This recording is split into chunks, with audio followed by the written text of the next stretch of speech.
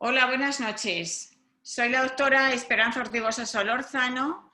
Los saludo a todos. Es aquí de noche en Madrid, en España, y la verdad es que para mí es un gran honor poder participar en este webinar con gente de la talla internacional del doctor Enrique Moreno, el doctor Frank Kelly y la doctora María Fernanda Rojas. Realmente para mí es una oportunidad de ver a los amigos y sobre todo de compartir con esta gente de tanto prestigio en todo el mundo. Bueno, como veis, yo vivo en Madrid, trabajo en Madrid. Mi primera imagen es una foto de la diosa Cibeles. Esta es una de nuestras plazas más importantes en la ciudad de Madrid, con el ayuntamiento al frente. Y espero que cuando todo esto de la pandemia y el COVID-19 pase, por favor, vengan a ver nuestra ciudad porque serán bienvenidos y estoy seguro que les va a gustar. Bueno, les voy a contar algo de mí misma. Yo trabajo en un hospital público universitario, el Hospital Universitario de Getafe. Hace 2 años hicimos 25 años, por eso he sacado esta foto con ese cartel ahí un poco cerca del tejado, y tenemos de todo. Somos un hospital que tenemos 600 camas y hacemos todo tipo de cirugía, excepto cirugía cardíaca. Sin embargo, tenemos una unidad muy buena de pacientes quemados y somos famosos y hospital de referencia en toda España. Yo trabajo, fundamentalmente, trabajo en la unidad del dolor agudo y crónico y también en el quirófano de traumatología. También estoy muy orgullosa porque soy profesora de la Universidad Europea de Madrid. Para mí es realmente un trabajo por el que casi debería pagar yo, porque tengo muy buena relación con los alumnos. La universidad tiene unos laboratorios estupendos y me permite realizar un poco una faceta un poquito de investigadora que me gusta tanto, siempre a un nivel pequeño, y sobre todo porque, como he dicho, el feedback que te dan los alumnos es algo muy importante. Pero, sin embargo, de lo que estoy más orgullosa es de mi página web. No es mía, somos bastantes compañeros, entre ellos está también el doctor Moreno de Chile, y Aridol aquí en España es muy conocida y es referencia como una página especializada en anestesia regional y así como en el tratamiento del dolor agudo y crónico.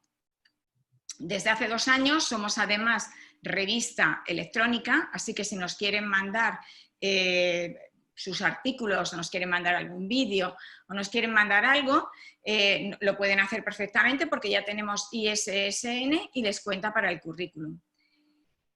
De todas maneras, aunque nuestra especialidad, como ya he dicho antes, es la anestesia regional y el tratamiento del dolor, en estos últimos meses lo único que hemos publicado son protocolos, son alteraciones radiológicas, son tratamientos sobre la pandemia COVID-19 que tanto ha afectado a nuestro país, a España y especialmente a Madrid. En estos artículos que se han publicado hay un montón de información por si a alguno de vosotros, de ustedes, les es útil. Y dicho esto, pues ya voy a empezar a hablar sobre la ecografía.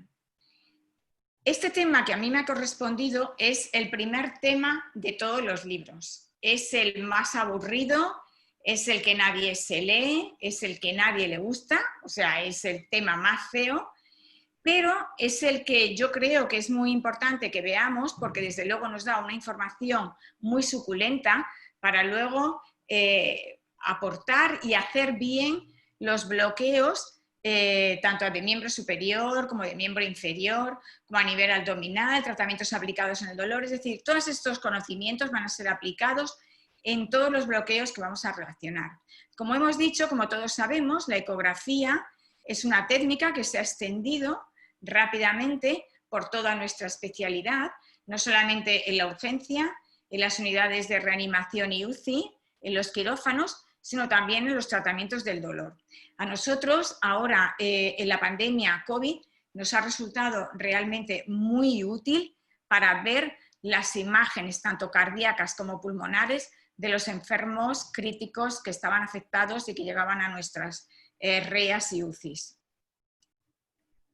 ¿Cuáles son las ventajas de la ecografía? Bueno, pues son por todos conocidas. Para los que nos dedicamos sobre todo al tratamiento del dolor, nos evita las radiaciones en ciertos tipos de bloqueos que si no deberíamos hacer bajo control radiológico. Además nos proporciona una imagen dinámica y es una técnica más barata y sobre todo tiene una curva de aprendizaje muy corta. Y esta es uno de los hechos por los que la ecografía se ha expandido y se ha impuesto en todos los hospitales. Cuando nosotros nos encontramos ante el aparato de ecografía, hay una serie de principios básicos y una serie de parámetros que tenemos que conocer. Es por eso que es lo que vamos a empezar a explicar. Y lo primero que tenemos que decir, ¿qué es la ecografía? Bueno, pues la ecografía se basa en la generación y formación de imágenes en el interior del organismo, del cuerpo humano, mediante la utilización de ultrasonidos. ¿Qué son los ultrasonidos? Pues los ultrasonidos son sonidos que no pueden ser detectados por el ojo humano al tener una frecuencia mayor de 20.000 hercios. Nosotros los ultrasonidos los vamos a emitir en forma de pulsos, pero lo que vamos a analizar son las ondas reflejadas de estos ultrasonidos, también llamados ecos. O sea, que lo que vamos a analizar son los sonidos reflejados. ¿Qué pasa con estos sonidos, ultrasonidos, con estos ecos que nos vienen? Pues que el transductor va a transformar los ecos en una señal eléctrica que va a procesar y finalmente va a aparecer como una imagen en la pantalla. ¿Qué pasa cuando la onda de ultrasonidos viaja a través de diferentes tejidos? Pues cuando una onda cruza de un medio a otro diferente, de distinta densidad, la amplitud de la señal original se atenúa a medida que aumenta la profundidad de la penetración. Esto es muy fácil de ver en este símil con el agua. Vemos que cuando la onda se va alejando, esta energía se va atenuando cada vez más. ¿De acuerdo? La atenuación o pérdida de energía es debido a diferentes fenómenos y entre estos fenómenos están los fenómenos de absorción, de reflexión, refracción y el fenómeno de scattering. ¿Qué es la absorción? Es el proceso de transferir la energía del haz de ultrasonidos al medio y la atenuación varía con la frecuencia de la onda y la distancia recorrida. ¿Qué es la reflexión? El fenómeno de reflexión. Pues cuando los ultrasonidos alcanzan una interfase, es decir, alcanzan otro medio diferente, lo golpean y experimentan un cambio de dirección. Eso es lógico de entender. Una parte de la onda seguirá hacia adelante, hacia el nuevo tejido, pero otra parte de la onda se va a reflejar hacia el foco que la emitió. La reflexión difiere según las dimensiones del objeto reflectante y además de su superficie. Tenemos así dos tipos de reflexión. Una es la reflexión especular y otra es la reflexión difusa. Cuando la onda incide en una superficie regular y el tamaño de la onda es menor que la del objeto, la onda es transmitida en una sola dirección, como lo vemos aquí, ¿de acuerdo? Está incidiendo en una superficie regular. Entonces, lo que tenemos es lo que se llama una reflexión especular. Pero, ¿qué pasa cuando el tamaño de la onda es menor que la del objeto y además la onda incide, como aquí, en una superficie irregular? Pues lo que se produce es lo que vemos aquí como una reflexión difusa. ¿Qué es la refracción? Pues la refracción es un cambio en la dirección del haz de ultrasonido cuando se encuentra en la interfase de dos materiales por la diferente velocidad del haz en el nuevo material. Se puede ver muy bien, tomando el símil de la luz, como la luz, vemos aquí el lapicero de una forma y cuando pasamos a otro medio, como en el medio, en el agua, la luz va a ver al lapicero de otra forma diferente. Esto es lo que se produce al pasar en la interfase de dos materiales distintos. ¿Y qué es el fenómeno de scattering? El fenómeno de scattering se produce cuando la onda incidente es mayor que el objeto reflectante, como vemos en esta diapositiva. De esa forma, el sonido se reflejará en múltiples ángulos. Nosotros no podemos cambiar las diferentes impedancias de los tejidos, pero sí que podemos actuar sobre los ángulos de incidencia. De manera que cuando nuestro transductor está más perpendicular hacia el objeto que nosotros queremos ver, es decir, a nuestro target, menores van a ser los fenómenos de reflexión y refracción y mejor se va a ver la imagen. Esto es muy importante. A mí me costó mucho entenderlo, ¿de acuerdo? Porque este tema, como ya he dicho, nos lo saltamos todos y entonces no le damos importancia. Pero lo importante es variar el ángulo de incidencia de manera que nuestro transductor y nuestro target, es decir, nuestro objeto diana, tengan una situación perpendicular, es decir, el transductor y el target estén perpendicular uno con otro, porque así es como se logra la mejor visibilidad de la imagen. Ejemplos de estos. Vamos a ver, esto es el plexo braquial que está saliendo por aquí desde los agujeros entre las distintas vértebras cervicales. Como veis, el plexo sigue una imagen hacia abajo, de craneal a caudal, pero no de forma recta, sino que va de una manera inclinada.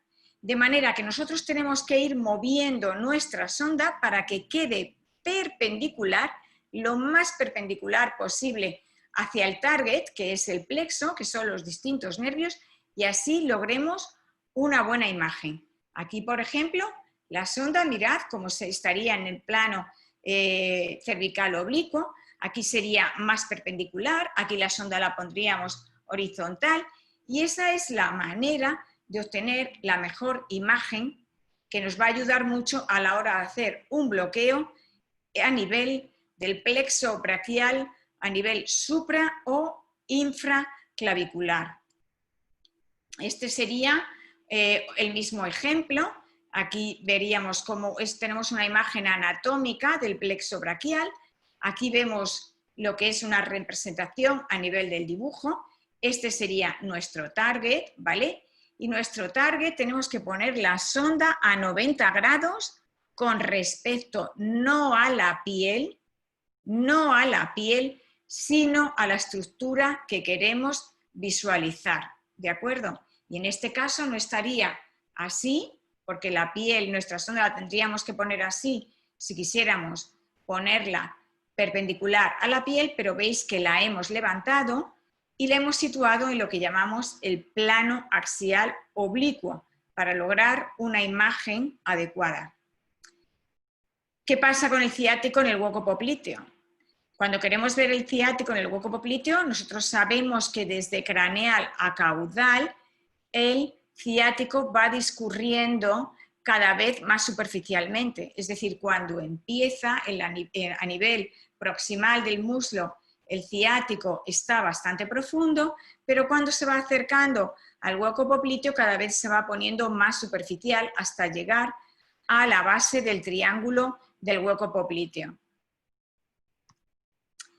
Si nosotros queremos hacer un buen bloqueo a nivel del vértice del triángulo, tenemos que pensar en esta inclinación que va desde abajo hacia arriba, es decir, desde profundo a superficial del nervio ciático, y situar nuestra sonda con una cierta inclinación cefálica, ¿de acuerdo? La tenemos que torcer.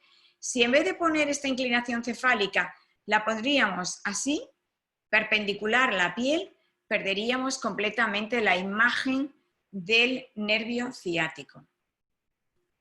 Estas son cosas importantes que uno debe recordar porque hay muchos nervios como estos que tienen mucha anisotropía y si no, no se van a ver bien. Bueno, del ecógrafo. El ecógrafo no es más que una máquina en la cual tenemos que saber 4 cosas. Yo creo que nosotros somos anestesiólogos, nosotros no somos radiólogos. Si queréis, bueno, ya cuando seáis unos expertos os sabéis todas las funciones, pero en principio nos tenemos que saber 4 cosas, pero las 4 cosas las tenemos que saber muy bien. En primer lugar, el ecógrafo consta de un transductor o sonda que va a transmitir los ultrasonidos, una computadora que va a procesar los ecos que vamos a recibir. Nosotros ya hemos dicho que lanzamos ultrasonidos y recibimos sonidos reflejados o ecos. Y un monitor que tenemos aquí, que es donde se va a representar la imagen. Como he dicho, lo que tenemos que conocer son las operaciones básicas del ecógrafo. Debe estar familiarizado el facultativo y estas son fundamentalmente la ganancia, la profundidad, el color o el Doppler o el foco. Yo esto es lo que aconsejo en principio, luego ya como os he dicho os hacéis unos expertos, pero yo creo que con estas 4 o 5 funciones os vais a manejar muy bien.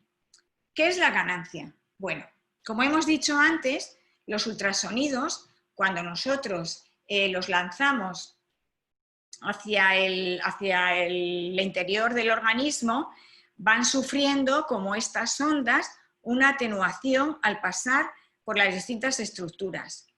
¿Qué pasa? Que necesitamos que los ecos que recibamos no estén atenuados, sino que estén amplificados para que se vean mejor. Y eso es lo que va a realizar la ganancia. Es decir, la ganancia lo que va a hacer es amplificar la intensidad de los ecos recibidos que ya estaban bastante atenuados. Como hemos dicho en la diapositiva anterior, lo que amplifica es solo los ecos que vuelven, no los ultrasonidos que transmitimos. Tenemos 2 tipos de ganancias. Una ganancia que sería esta, que sería la general, que aumentaría el brillo, aumentaría la sensación blanca, la imagen blanca en toda la imagen. Y luego tenemos una ganancia que es sectorial, ¿vale? Que lo que amplifica es selectivamente los ecos más débiles en las distintas franjas. Es decir, con la sectorial podríamos ampliar la ganancia aquí, o bien aquí en la parte central, o bien la parte más inferior, según os guste más. La ganancia no es más que una escala de grises.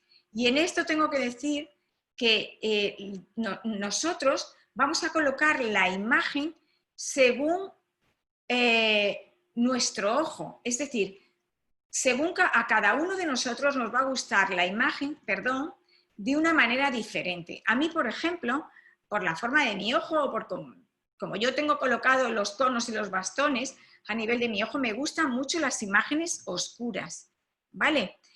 De estas 3 imágenes, la imagen ideal, que esto es una imagen del nervio mediano a nivel del antebrazo, esto sería una imagen muy oscura, esto sería una imagen adecuada en la que tenemos la ganancia ni muy negra ni muy blanca, y esto ya sería una imagen que llamamos aquí en España un poco quemada, demasiado blanquecina, la cual no se ven bien las distintas estructuras.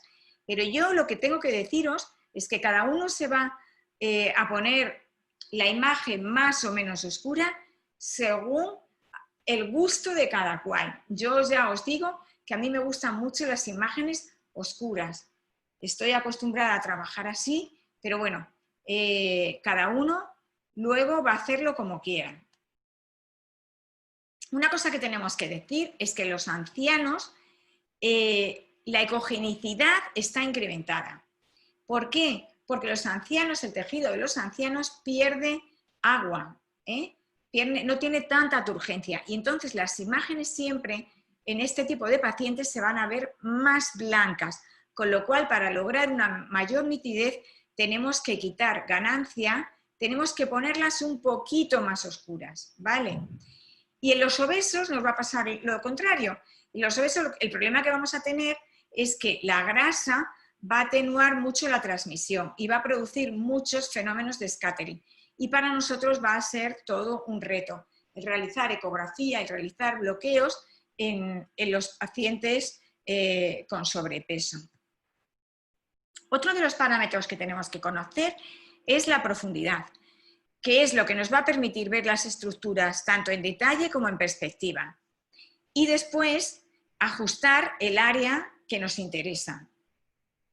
Por ejemplo, tenemos aquí un ejemplo con estas pinzas, ¿de acuerdo? Mirad, aquí la imagen nos hemos focalizado, en la imagen hemos puesto poca profundidad, ¿no? Y entonces lo que estamos perdiendo es información del fondo del campo. Aquí, sin embargo, nuestra profundidad, tenemos demasiada profundidad. Y entonces, ¿qué pasa? Que se disminuye la calidad de imagen en la parte más superficial. Vais a ver con distintos ejemplos lo importante que es esto para ver bien. Mirad, nosotros aquí lo que queremos, esto es a nivel de las distintas costillas, queremos ver los músculos intercostales y queremos ver la pleura y aquí un poquito el pulmón. Entonces, la imagen A es demasiado superficial porque vemos bien las costillas, la T7 y la T8, vemos los músculos intercostales, pero no vemos la pleura. La profundidad adecuada sería la de la imagen B. Veríamos las costillas, los músculos intercostales y veríamos la pleura. Sin embargo, en la imagen C ya tendríamos una imagen demasiado profunda. Veríamos esta línea refringente de la pleura e incluso veríamos las líneas A, ¿de acuerdo? Que son artefactos que vemos a nivel pulmonar. Pero sin embargo no veríamos los músculos intercostales. Luego es muy importante ajustar bien la profundidad para lograr una buena imagen y para hacer un buen bloqueo. Esto sería otro ejemplo también de la profundidad, cómo influye la profundidad al ver las distintas estructuras. Tenemos aquí el nervio mediano a nivel del antebrazo. Aquí lo tenemos a 2 centímetros, que se ve, bueno, se ve bastante bien, pero la verdad es que donde mejor se ve es aquí, es a nivel de 3 centímetros, que vemos al nervio mediano en el centro y además vemos los músculos de alrededor. Esta y esta imagen para mí serían las mejores. Sin embargo, cuando ya aumentamos demasiado la profundidad a 5 centímetros, ya estamos viendo muy bien la parte profunda, pero sin embargo el nervio mediano en 5 centímetros y sobre todo en 6 se nos empieza a estar completamente desdibujado y no sería una imagen buena para realizar un bloqueo. Yo, mi recomendación, y es lo que le digo a los residentes, es que cuando voy a hacer un bloqueo y quiero localizar una estructura, lo primero pongo bastante profundidad, porque lo que yo quiero ver es el bosque, lo quiero ver todo, quiero ver la estructura que estoy buscando y todo lo que hay alrededor, si hay vasos, si hay músculos, si hay huesos, ¿de acuerdo? Y una vez que ya tengo bastante profundidad y he localizado mi target, que en este caso es este, una vez que ya he visto el bosque, la voy a quitar y me voy a centrar, ¿vale? Es decir, primero veo el bosque y luego ya me centro en el árbol. Y esta es mi recomendación. No empezar directamente a la estructura que estamos buscando porque así vais a perder muchísima información. Otra de las cosas importantes que tenemos que ver es el foco. El foco es fundamental porque nos va a dar la mayor calidad de imagen y nos va a dar la resolución. Normalmente el foco lo que se sitúa es 1 centímetro por debajo de la estructura diana. Si nosotros queremos ver aquí estos vasos, lo que tenemos que poner el foco es aquí debajo para verlo con mayor nitidez. Otra de las cosas que tenemos que manejar bien es el efecto Doppler. El efecto Doppler se produce cuando el haz de ultrasonidos se encuentra una estructura en movimiento. Nos va a dar la dirección del flujo, el efecto Doppler. Y vamos a verlo, vamos a ver imágenes tanto de color azul como de color rojo. Pero sin embargo, tanto el color rojo como el color azul no identifican el flujo arterial o venoso. Estamos acostumbrados a que las arterias siempre son de color rojo y las venas se representan el color azul. Pero esto nos puede inducir a error, porque el color azul o rojo lo único que nos indica es la dirección del flujo respecto a la sonda. Nosotros tenemos aquí el flujo de la arteria radial, ¿de acuerdo? Esta es la arteria radial y vemos que se está acercando hacia nuestra sonda. Por eso en esta imagen se ve de color rojo. Cuando se aleja de la sonda, como en la imagen de aquí abajo, la arteria se va a ver de color azul. Perdón. Y si ponemos la sonda, si ponemos el transductor perpendicular a la arteria, la ponemos perpendicular a nuestro vaso, no se va a ver de ningún color, como es en este caso.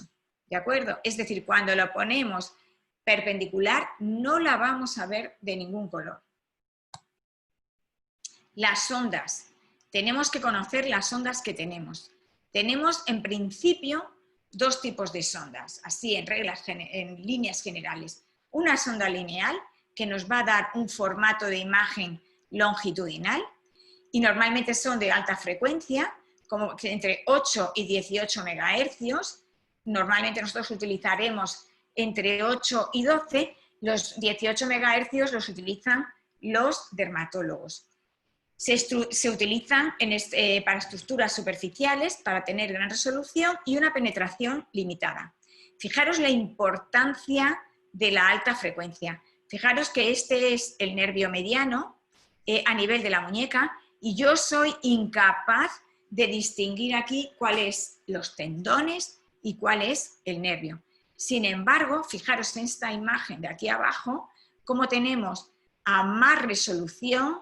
Esta es una resolución muchísimo más elevada y cómo somos capaces, una frecuencia muchísimo más elevada, y fijaros la resolución que da. Estos dos son los tendones y aquí sí que ya somos capaces de distinguir el nervio. ¿De acuerdo? Fijaros que cuanto más mayor es la frecuencia, mayor va a ser la resolución, nos va a permitir distinguir diferentes estructuras, pero por el contrario perdemos la profundidad, porque la penetración va a estar muy limitada. ¿Qué pasa con la sonda Convex? Bueno, la sonda Convex es la que fundamentalmente utilizamos nosotros en la unidad del dolor. A mí me encanta la sonda Convex. Cuesta un poquito más cogerle el manejo, porque claro, ya las estructuras son más profundas, es como un peldañito más a la hora del aprendizaje de la ecografía, pero una vez que te manejas, la verdad es que no fallas un bloqueo. Entonces, la sonda Convex lo que nos va a dar es una imagen romboidal o trapezoide. Normalmente nos manejamos con frecuencias de 3 a 5 MHz, nos va a dar una mayor profundidad y peor resolución.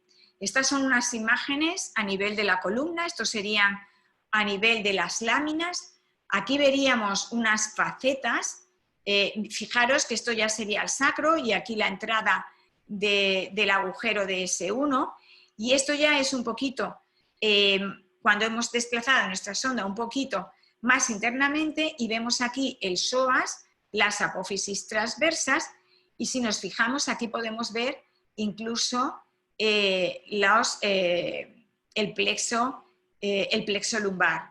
Entre los 2 tercios internos, la unión de los 2 tercios internos del músculo psoas y el tercio externo. ¿De acuerdo? Aparte de esta sonda, que es la sonda Convex, hay una sonda muy útil que utilizan los cirujanos y que utilizamos también mucho en la unidad del dolor, que se llama la micro Convex, que es una sonda un poquito más pequeña que esta y que nos va a dar una imagen muy buena para profundidades que están entre los 4 y los 6 centímetros, que son, a veces hay estructuras que nosotros necesitamos bloquear a esa profundidad y que con esta sonda microconvex nos va a dar muy buenos resultados. ¿Y cuáles son los manejos, los movimientos de la sonda? Porque cuando empiezan los residentes, cuando empezamos todos, lo que hacemos es que ponemos nuestra sonda y de ahí no la movemos, la dejamos ahí estática. La ecografía no es una modalidad estática. La ecografía es una ciencia dinámica. Es decir, tenemos que mover la sonda para arriba, no nos podemos quedar quietos. La imagen que nosotros tenemos que obtener es una imagen dinámica. Y tenemos que manejar cuatro movimientos, como son la presión, el deslizamiento, la rotación y la angulación. Y una vez que tenemos esto, que ya sabemos manejar un poco los botones de nuestro eco, o bien a nivel táctil, como el último eco que tenemos nosotros ahora, que es todo táctil, pero bueno, una vez que sabemos manejar esto, una vez que sabemos ya manejar un poquito los movimientos de la sonda, bueno, pues vamos a ponernos a escanear. Y lo primero que tenemos que distinguir aquí es que vamos a obtener 3 tipos de imágenes. Las primeras imágenes son las anecoicas. Se forman cuando los ultrasonidos atraviesan un medio sin interfaces y entonces las vamos a ver de tipo que son imágenes negras, como por ejemplo vemos aquí una arteria y la vena femoral. Vemos que estas 2 imágenes son negras. Otro tipo de imágenes son las hipoecoicas, en las que los ultrasonidos atraviesan interfaces con menor impedancia que las estructuras adyacentes y nos van a dar imágenes de tipo gris, como por ejemplo tenemos aquí los músculos. Veis que son imágenes de tipo grisáceo.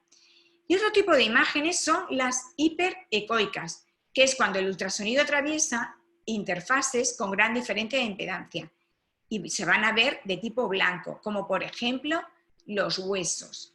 Los huesos o por ejemplo la pleura o las fascias se van a ver de tipo blanco. ¿Cómo son los vasos? Pues las arterias son esféricas, como esta que tenemos aquí, que es una arteria femoral. Van a ser pulsátiles, las vamos a ver pulsando en nuestra imagen ecográfica y van a ser difícilmente compresibles. Mientras que las venas van a ser más redondeaditas, no son tan esféricas y no son pulsátiles. Y van a ser fácilmente compresibles. Bueno, esto queda muy claro. Hasta ahora, unas se van a comprimir fácilmente y las otras no. Queda muy claro hasta que nos encontramos con este caso, una trombosis venosa profunda. Como veis aquí, esta es la arteria femoral, esta es la vena y aquí tenemos un trombo. ¿Y qué pasa? Que cuando tenemos un trombo dentro de una vena, esto ya no se puede comprimir. De manera que vosotros con vuestro ecógrafo, si veis que una vena no se puede comprimir y que el paciente viene con el pie caliente y con el pie hinchado, podéis diagnosticar perfectamente una trombosis venosa profunda de un paciente que viene a la urgencia. ¿Cómo se ven los huesos? Bueno, pues los huesos normalmente son, si son lineales, se ven como una línea hiperecogénica brillante y se pueden ver de tipo curvos, los huesos curvos, como por ejemplo los huesos de las diáfisis, o se pueden ver más horizontales si, por ejemplo, lo que estamos viendo es una costilla. Y una de las características de los huesos es que esta imagen hiperecogénica, hiperecoica, brillante, blanquecina, siempre va seguida, como aquí, de una sombra acústica posterior. Y esto la distingue de las fascias, porque las fascias también son imágenes hiperecogénicas, brillantes, blanquecinas, pero nunca van seguidas de sombra acústica posterior. Como veis, estas fascias están rodeando al músculo, ¿de acuerdo? Y como veis, no están seguidas de una imagen negra, sino que lo que tenemos aquí es un patrón muscular de tipo grisáceo. ¿Cómo se ven los tendones? Bueno, pues los tendones son las estructuras que más se parecen a los nervios, ¿de acuerdo? Y se diferencian unos de otros porque seguimos su trayectoria. Aquí, como os he dicho, esta sería la imagen que yo tendría con un eco normal. Este es el nervio mediano. Ay, perdón. Este sería el nervio mediano y este sería el tendón del flexor común superficial. Y yo tendría que seguirlos, es decir, tendría que escanear, tendría que ir con mi sonda de arriba a abajo del brazo para ver cuál es el nervio mediano y cuál es el tendón. El nervio mediano siempre va a continuar. Lo vamos a ver desde que empezamos a nivel de la muñeca hasta que llegamos a nivel de la axila. Pero el tendón del flexor común superficial no continúa. Es decir, cuando nosotros nos vayamos acercando cada vez más cranealmente, vemos que el tendón va a desaparecer y que se convierte en tejido muscular. Otra cosa es, por ejemplo, en esta imagen, en la que la estoy viendo, la diferencia que hay entre los distintos tendones y el nervio, pero es que lo estoy viendo con una sonda de 70 MHz, que esta es una imagen que tomé en un congreso con un ecógrafo especial y lo vi y dije, bueno, voy a tomar esta imagen, pero esta imagen no la puedo yo tomar habitualmente porque mi ecógrafo no tiene esa frecuencia tan alta. Otras veces los tendones se ven completamente diferentes y los tendones que habíamos visto antes, que a nivel del antebrazo, que se parecían a nuestro nervio mediano, pues veis aquí que tenemos el tendón del supraespinoso, que es este, y veis que no se parece nada a los nervios, es decir, los tendones a veces se ven de una forma diferente. Mirad, este es un tendón del músculo supraespinoso, ¿de acuerdo? En la inserción del músculo, y como veis, tiene forma de pico de loro. Le llaman normalmente es el bird's beak, ¿de acuerdo? Este, fijaros que es de color blanquecino, es un tendón grueso, ancho, y corresponde a un tendón de mi sobrino que tiene 18 años. ¿Veis qué tendón más maravilloso? Pero sin embargo, si veis aquí, este tendón que hay aquí más abajo, pues este ya no es tan bonito. Ves que está un poquito más deslustrado, que está más adelgazado, incluso el músculo deltoides está más adelgazado. Aquí ya no se ve el cartílago tan bien, ¿de acuerdo? Está un poquito más irregular el hueso. Esto corresponde a una paciente mía de 58 años y también os he querido traer una imagen de un tendón y fijaros qué rotura brutal del tendón del supraespinoso. Las roturas siempre se van a ver de color negro, ¿de acuerdo? Es una rotura prácticamente total, solamente por aquí se ven fibras, ¿de acuerdo? Es decir, que con la ecografía podemos llegar a diagnósticos de ver, pues distinguir desde un tendón de una persona joven a ver un tendón que este tendón ya tiene una tendinopatía y este tendón, por ejemplo, está roto. Es decir, podemos lograr hacer diagnósticos.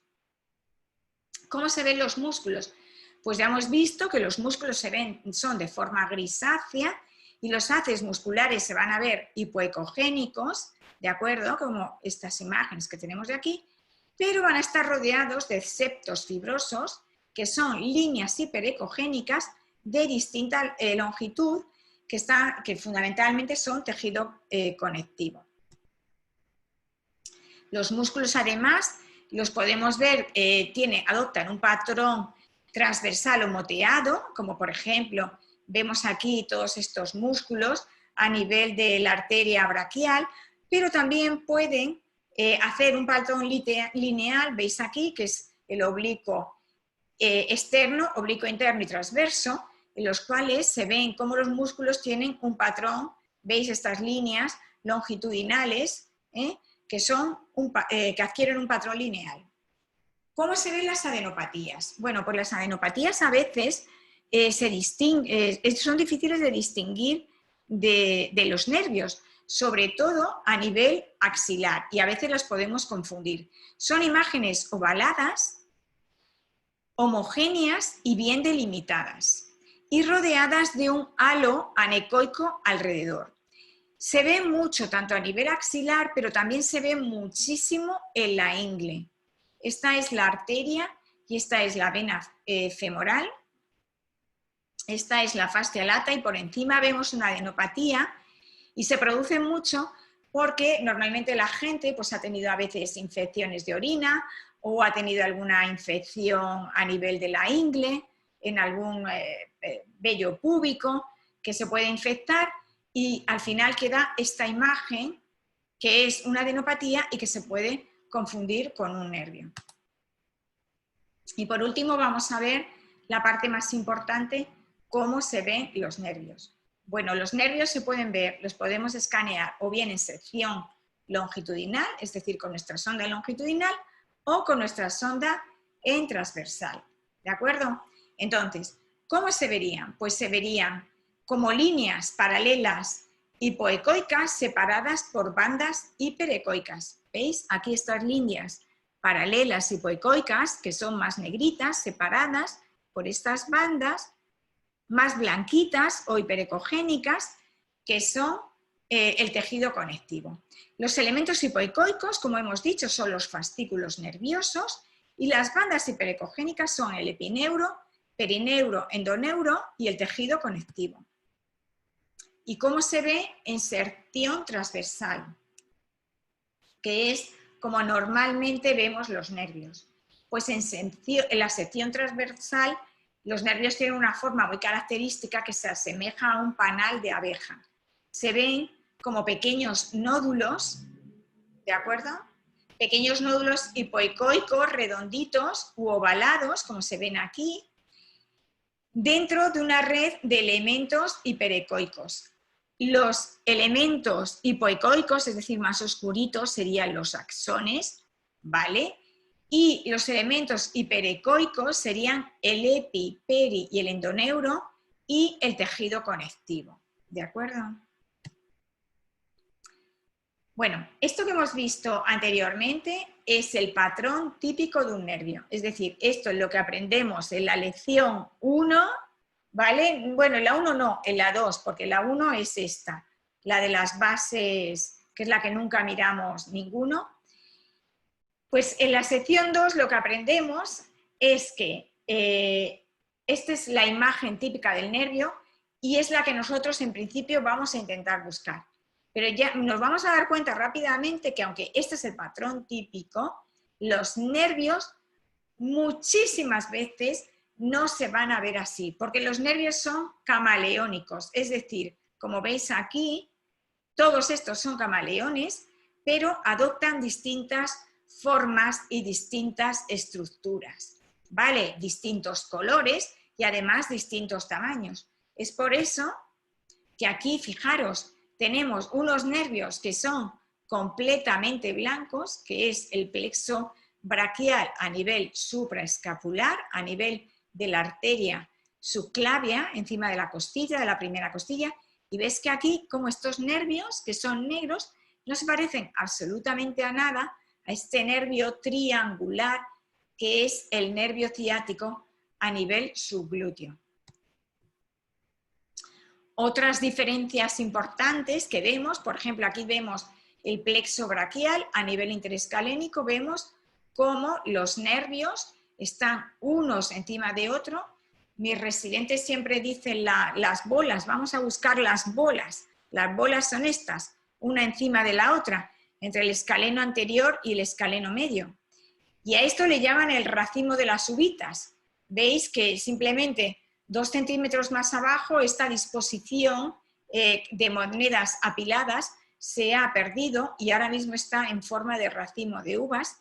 Y sin embargo, fijaros la diferencia que hay entre estos nervios, entre el color y la disposición, con el nervio ciático que tengo aquí, o por ejemplo con el nervio musculocutáneo, que tiene una forma elipsoidal y la parte de dentro es hipoecogénica, es negra. ¿Y por qué es esto? Pues esto es debido porque los nervios proximalmente tienen mayor cantidad de axones y además estos axones tiene mayor diámetro y tiene menor tejido conjuntivo.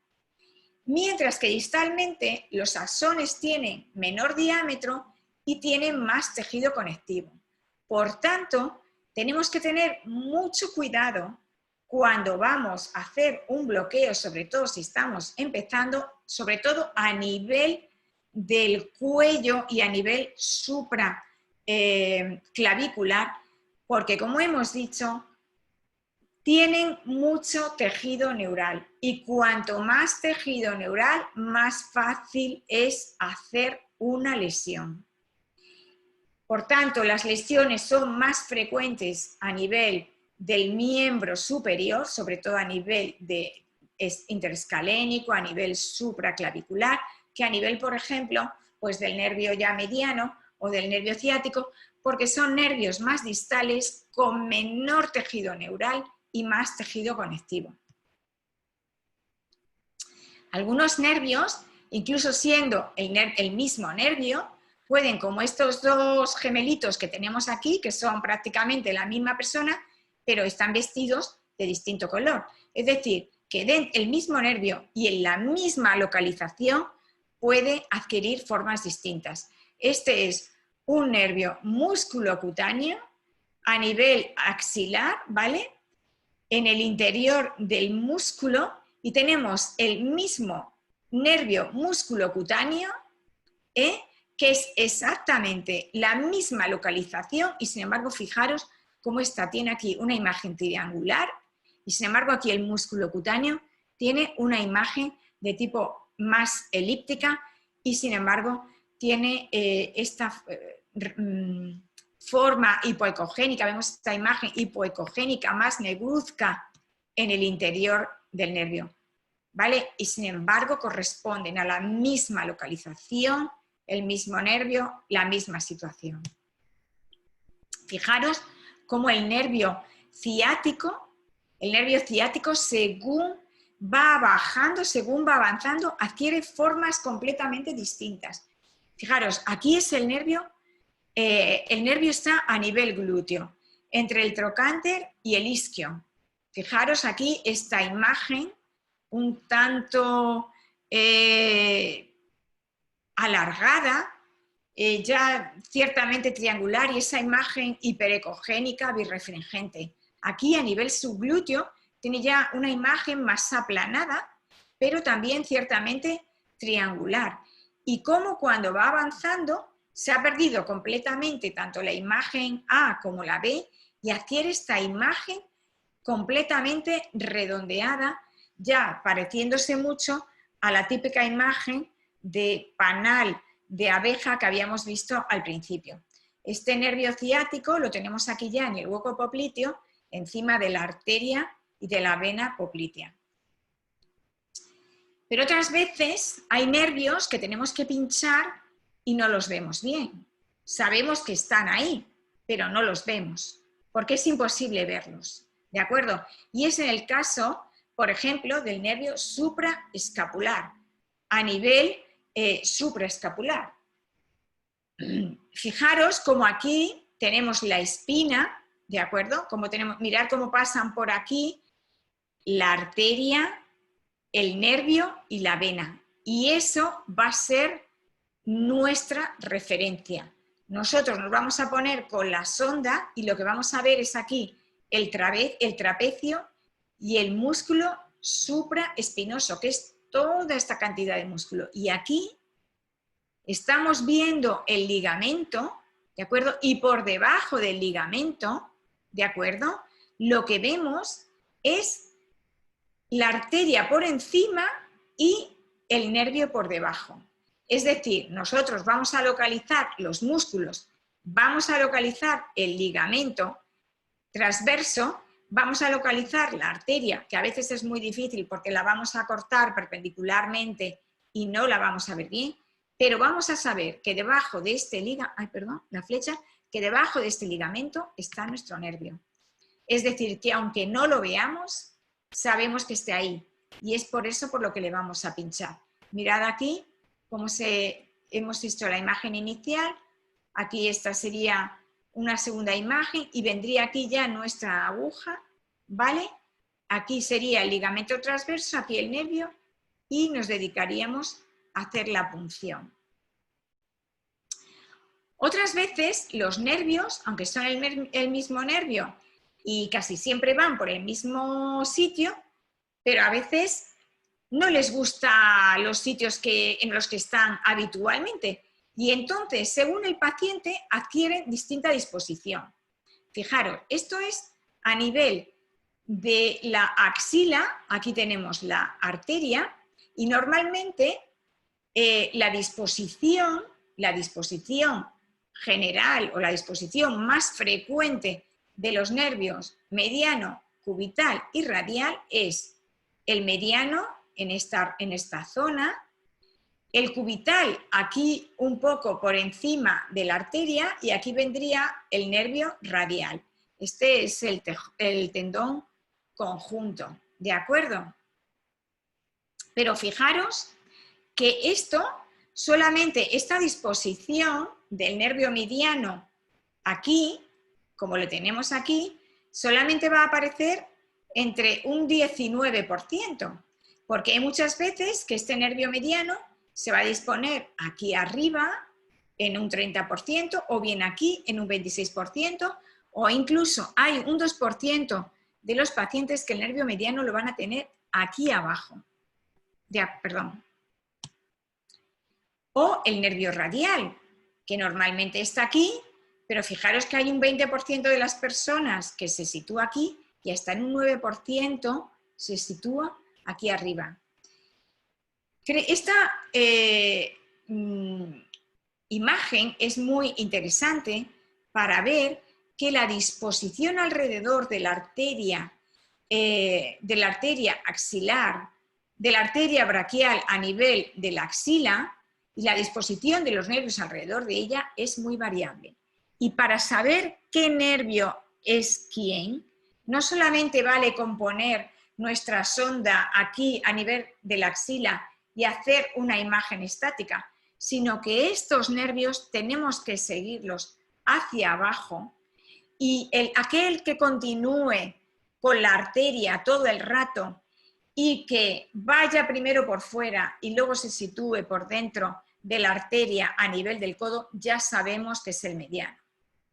Aquel nervio que conforme vamos bajando se va separando de la arteria ya humeral y que llega completamente separado a nivel del codo es el cubital, ¿de acuerdo? Es decir, tenemos que seguir, como he puesto aquí esta carretera, el camino de los nervios y ver qué es lo que van haciendo cada uno, porque si no, con una sola imagen estática no vamos a saber cuál es cuál. Y otra cosa, que tenemos que saber son los artefactos. ¿Qué son los artefactos? Pues son ecos que aparecen en la imagen, pero que no se corresponden bien en la localización, en la intensidad, con las estructuras exploradas del paciente. Es decir, nosotros pensamos que estamos viendo esta imagen tan bonita de la manzana y no estamos viendo esta manzana, lo que estamos viendo es esta manzana comida, ¿vale? Pues eso es un artefacto. Un artefacto es una imagen falsa. Y en eso, por ejemplo, los más importantes, yo os voy a explicar los artefactos más importantes, tenemos la sombra acústica posterior. En ella el ultrasonido choca con una interfase muy ecogénica, ¿vale? Y el haz se refleja en su totalidad, originándose posteriormente una sombra negra tras la estructura. Fijaros, aquí vendría la luz, haciendo siempre un símil con la luz. Fijaros, aquí viene un haz de luz, se encuentra con esta silla y lo que hace es que no pasa absolutamente nada y aquí lo que va a hacer es una sombra completamente negra, ¿de acuerdo? Esto sería, por ejemplo, un ejemplo de lo que sería lo que pasa cuando el haz de ultrasonidos choca con un hueso.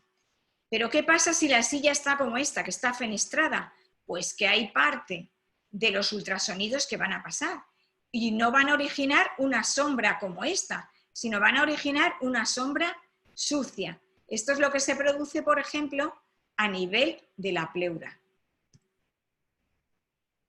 Ejemplos de sombra acústica posterior, pues tenemos el hueso, agujas o placas de ateroma, que hemos visto aquí, que no dejan pasar para nada la luz, los ultrasonidos y dan este tipo de imágenes. O, por ejemplo, tenemos aquí la pleura, que sí que deja pasar parte de los ultrasonidos, produciendo unos fenómenos de reverberación y produciendo lo que llamamos una imagen de sombra sucia. Fijaros la diferencia entre la pleura, que produce una imagen de sombra sucia, con la primera costilla, que sin embargo produce una sombra acústica posterior, y se ve todo esto, toda esta imagen posterior se ve mucho más negra. Otros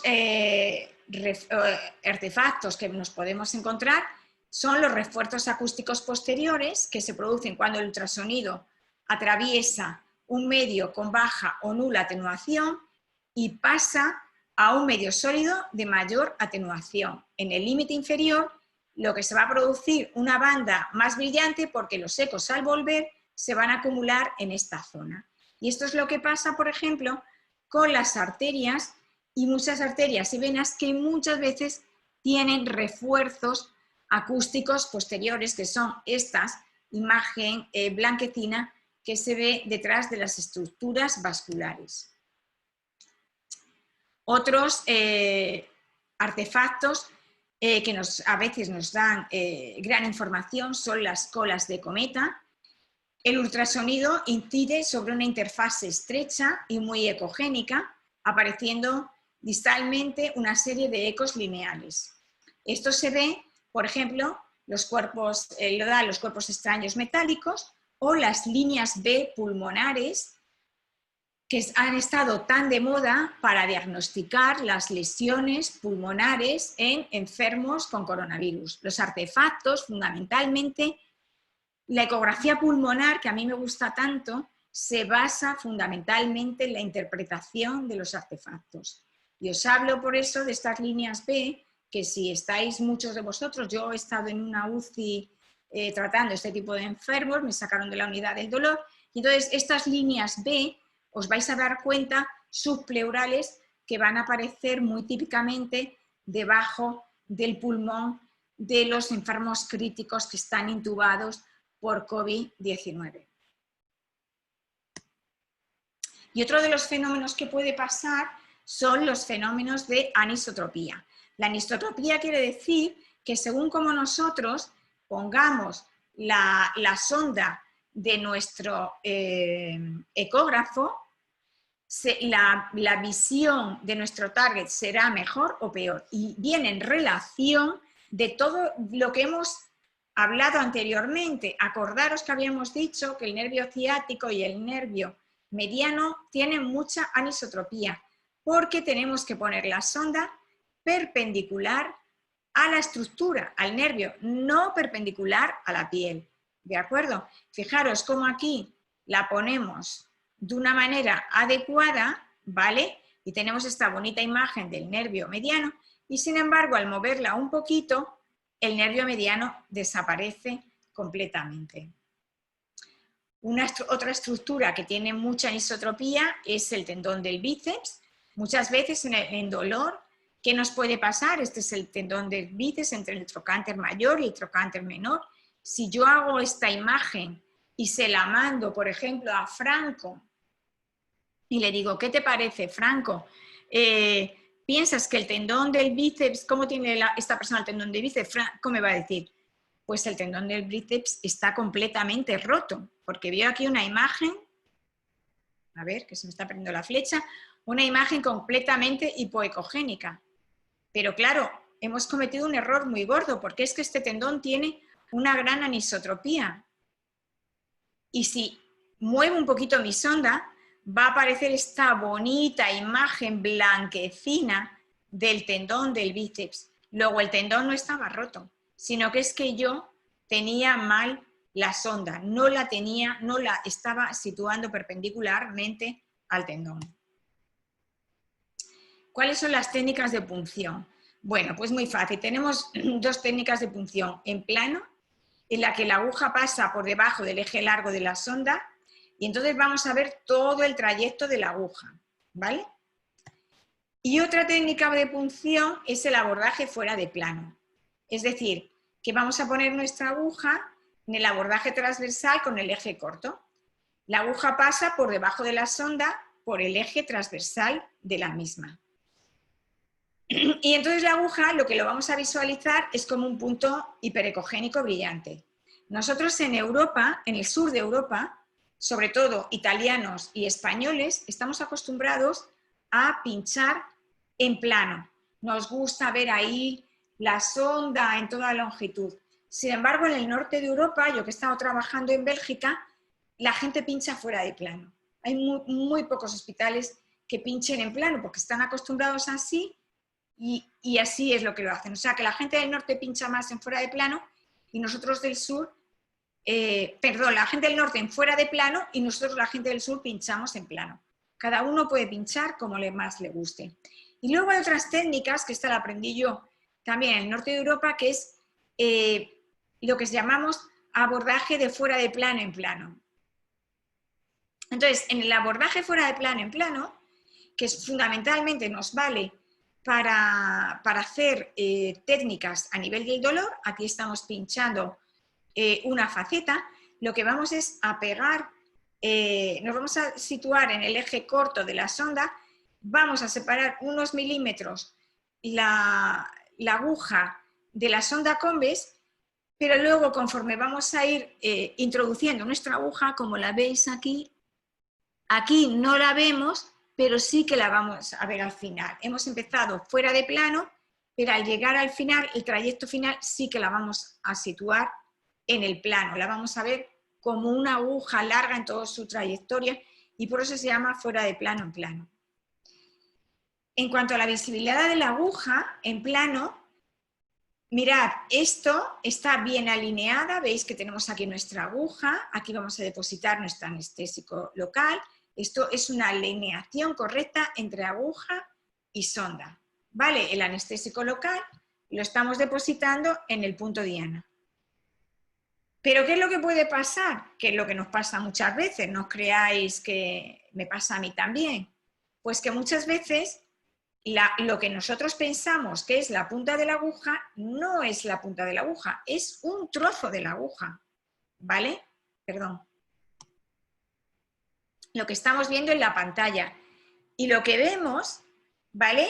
Es un trozo de la aguja y mirad dónde estamos poniendo el anestésico local. Lo estamos poniendo en un punto que nosotros no estamos viendo.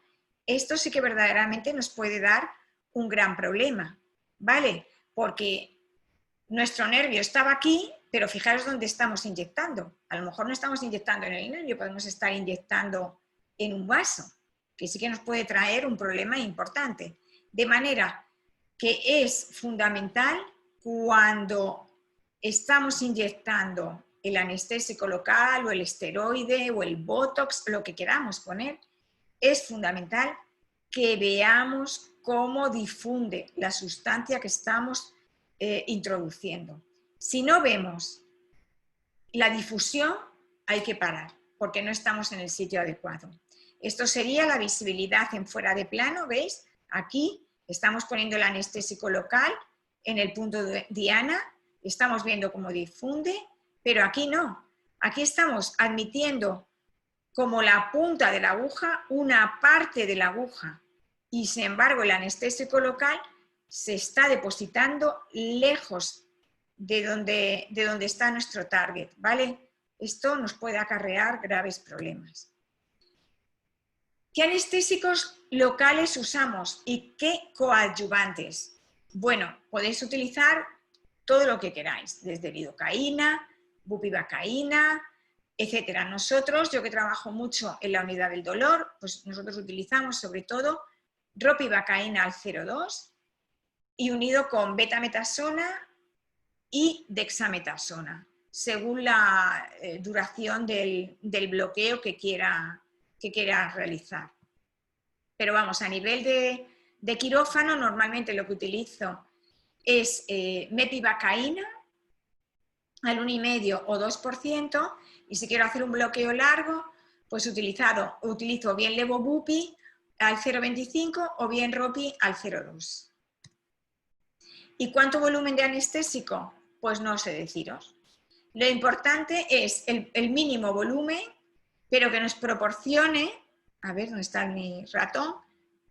Nos proporcione una distribución alrededor del nervio y que englobe la estructura nerviosa. Siempre procurar poner la menor cantidad de anestésico local posible, porque los nervios los tenemos que rodear, pero lo que no tenemos es que inundarlos. No hay que poner 40 mililitros a ahogar al pobre nervio, ¿vale? Siempre hay que poner la menor cantidad posible.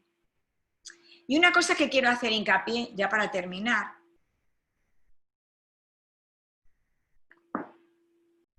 es en esta frase de Claude Bernard, que dice, que a mí me gusta mucho, siempre se la digo a todos mis residentes en los cursos, es que el que no sabe lo que busca, no entiende lo que encuentra. De manera que si no sabemos que el nervio frénico puede estar anterior o lateral al escaleno anterior, o bien puede estar posterior al escaleno medio, como en este caso, o que puede estar incluso en el interior del escaleno anterior, o que puede incluso estar dentro del plexo, que si no sabemos que la mala distribución del anestésico local a nivel supraclavicular es por el pulso expansivo de la arteria subclavia y que debemos inyectar en el ángulo entre la arteria y la primera costilla para hacer un bloqueo supra. Si no sabemos todas estas cosas, es porque no sabemos lo más fundamental de todo, es la anatomía. Podemos saber mucho de ecografía, no sabernos todos los botones del eco y estar con la sonda para arriba y para abajo, pero eso no nos vale para nada, porque lo fundamental es saber la anatomía. Si sabéis anatomía, sabéis ecografía. Es por eso que yo en todos los cursos y a todos mis residentes y todo el que viene, le digo, mirad, tenéis que estudiar, estudiar y estudiar anatomía, porque eso ya tenéis el 90% hecho. El resto, el manejo del eco y de los pinchacitos y tal, es el 10%. ¿Vale? Y es en ese sentido que yo, bueno, pues me voy a hacer un poquito de propaganda, ¿vale? Y os voy a recomendar mi página web, de la que soy coordinadora con el doctor Servando López, ¿vale? Que es el presidente de la Sociedad Gallega de Anestesia, y hemos hecho una página que, bueno, últimamente es verdad que está llena de información del coronavirus. Ahora que estamos todos más tranquilos, vamos a empezar a colgar nuevos vídeos y nuevos artículos. Por favor, estudiar anatomía. Si queréis mandarnos algo, tenéis ahí la sección contacto, estaremos encantados de recibir vuestros artículos, vuestros vídeos, todo lo que queráis hacer. Tenéis imágenes ecográficas de este tipo que son muy buenas, imágenes de anatomía. Y luego, por último, pues claro, también me quiero hacer un poco de propaganda, tenéis que entenderlo, después de todo, de mi libro sobre ecografía en el tratamiento de dolor crónico, ¿vale? En el que viene de una manera muy sencilla explicado todos los bloqueos, tanto de anestesia regional, porque nosotros en el dolor hacemos todos los bloqueos de anestesia regional, y luego aquellos específicos del dolor. Y luego, por último, quiero daros muchas gracias, dar muchas gracias a la organización, pero no me quiero despedir, en primer lugar, con un recuerdo pues, a todos los compañeros de Sudamérica. No sé muy bien el webinar si se va a ver en Argentina, en Colombia. Para mí ha sido un honor estar, como digo, estar con Enrique, con Franco y con María Fernanda, con 3 personas de una categoría internacional, pero no quiero pasar el momento sin acordarme de todos nuestros compañeros médicos que han fallecido por la pandemia y que han dado su vida en un afán de intentar lograr vencer el virus, y han dado la vida por todos nosotros. Y es por eso que simplemente quiero hacer un pequeño reconocimiento. Y nada más, muchas gracias.